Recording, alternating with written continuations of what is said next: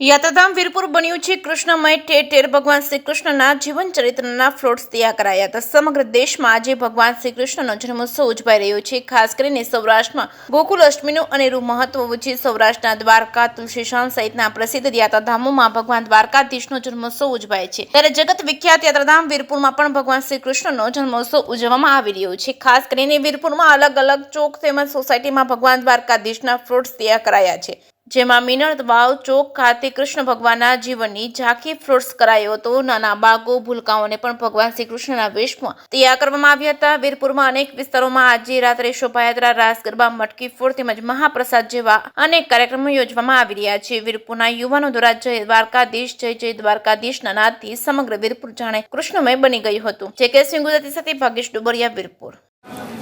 આજે ભગવાન શ્રી કૃષ્ણના જન્મદિવસ નિમિત્તે વીરપુરમાં ઠેર ઠેર જગ્યાએ શ્રી કૃષ્ણના જીવનચરિત્રને લગતા ફ્લોટ તૈયાર કરવામાં આવ્યા છે।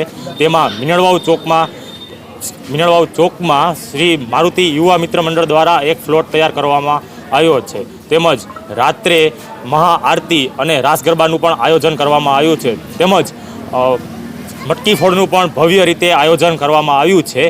તે આ રીતે જ શ્રી કૃષ્ણના જન્મોત્સવનું આયોજન કરવામાં આવ્યું છે।